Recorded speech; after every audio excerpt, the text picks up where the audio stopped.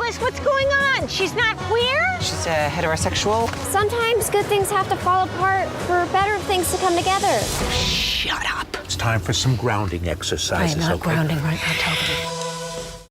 So, first of all, I so loved the show, the first season, and it's so beautifully intimate. And so for the show to expand its world a little bit by having you two in feels very appropriate. I love what the both of you bring to it. But so I wonder if we could start, if you could each tell me, what excited you about the series and about the role you play specifically? Well, I know Josh Thomas. He's a stand-up from Australia. So I met him probably 10, 15 years ago.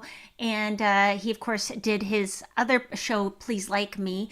And so I was delighted that he thought of me for this show. And I think it's because what I understood is that we play the anxious helicopter parents of Drea, who is the love interest of his sister, half-sister Matilda, on the show. And both Matilda and Drea experience autism in different ways, and are girlfriends. So we are the high-strung parents behind it all. Beautifully put. You're right, Richard. She does handle that well. No, that's not at all what this show is about. I don't know where Marie is coming from. This is an outrage. Okay. I will say this about for myself, because she explained our roles quite perfectly. I did not know about the show. I did not even know the show was on when I was auditioning for the second season. I did not know Josh. I had to audition. Maria gets offered. I had to audition. And I remember enjoying reading it and rehearsing it. And then I did it with a friend, and I really enjoyed what I had to do. I will admit, having not seen the show, I thought that I was on the spectrum that the character, that I was on the spectrum as well. As I read the scripts, I found out I was not, number one, but I certainly was quirky. I couldn't put my finger on how I was quirky, but I really thought that I wasn't so far removed from what the younger people were going through, and I was very sincere.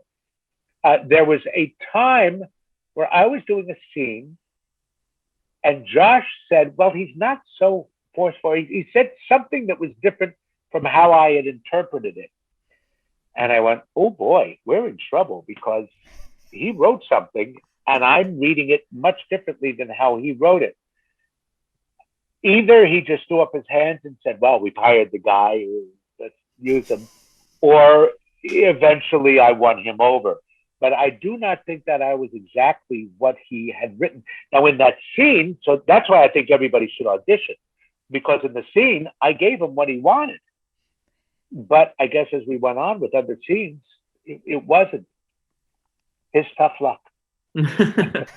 Well, I mean, I think it comes off beautifully. I really love you get to... The relationship feels so real to me, because on any given line of dialogue, it's like, oh, they're not good for each other. And then the next line of dialogue, you're like, oh, they're perfect for each other. It's pretty brilliant in that respect, I gotta say. It's a very interesting thing, Cameron.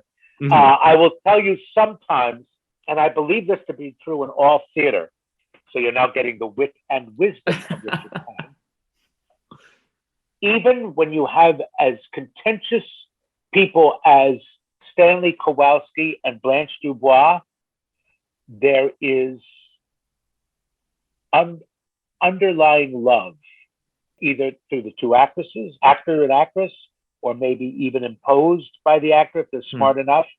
The female in this conversation is one of the great, great people I've been lucky enough to meet, and so talented. And therefore, I came to the table loving her, and I don't think that I could mask that in any way. So I think it comes out in the characters. Oh, I think that's true. Well, it's true. Oh, Maria, I'm being honest. Yeah. And I think that's most, or at least my experience in relationships, and is that that there is within the friction, that's where you love somebody, is the is the extreme the adoration and then the frustration with one's beloveds. So I think, and you know, it's true. I had this with my youngest daughter. Sometimes she gets so annoyed with me, and I'm not going to get into a lot of it, but there's something that I do, but I get annoyed with her. But she knows that there is simply love that she can test at any time, and I will continue to love her. It's something that she knows. Doesn't matter what it is. She knows that my kids know that I love them, and it's just accepted. And therefore, they can yell at me. They can do whatever. They know I'm going to love them. Right. Oh, and Maria, you said the word friction. yes, Is that what makes a successful couple then? Is that what makes Suze and Toby successful? Friction? Well, I think so. At least that's what I think about it. Is I go, I don't ever want people just to be mean or grumpy to each other for the sake of doing that. Like I think those relationships don't last that long, and clearly they have lasted a long time. So there must be something there, that the Toby character can calm my character down with the tapping technique. We use that at one point, and which, I mean, I've just experienced that in my own personal life. Like my husband and I both experience bipolar. We both have bipolar. Whoops. And so how do you gotta know how to help each other, and even in moments of high duress. So I think that's. I don't know. I don't know what I'm talking about. Also, I'm very much picking up what you're saying. I get it. Okay, but I'm curious, and maybe you could clear this up. Richard, you had mentioned you've admired Maria's work, and I know that the two of you share credits technically through voice work, Big Mouth, and things like that. Have you met before? Had you met before this project? Never had. No. And everyone just said how wonderful he was, and he was, and he's wonderful, is wonderful, and just so fun on set, because I do love you have such an incredible story, way of storytelling, which I'm an introvert. We've discussed this, Richard and I. I'm an introvert. He's an extrovert, and he has the social lubricant to keep a day going, whereas I clam up and fall into a heap. And I you know what? It's true. I'll keep an interview going. I will. I will. If I feel that it's flagging, I'll start bringing up things, and I'll do the story of that. Not that you're doing. You're doing. I was like, I'm sweating now. Yeah, I know. And you're asking questions that we've never been asked. However, I'm just telling you, Maria's right. When I'm on set, I love being on set. I love being with people. This pandemic was terrible, and I've been lucky enough to be working since July, and I still get to be with people. Great. I love it. I do love it. Yeah. It takes me. I'm usually late to get to work, but I'm the last person to leave a set. Interesting. And because once I'm there, I love being there. And we did have a good time. We talked about so many things, so many interesting things.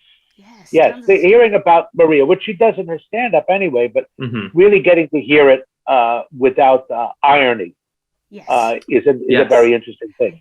That without the jokes. Right. That's the irony. Yes. I'm fairly glum and serious in real life, except so I have to wear these multicolored glasses. We love to pop. Toby's just a little disappointed. When Drea went to college, we were going to go on a cruise to Alaska. I went on a cruise once, but I did the gay version. Yeah, no one chose me, so instead I just got fat at the buffet. Those men missed out on something very special. Thank you. Thank you so much.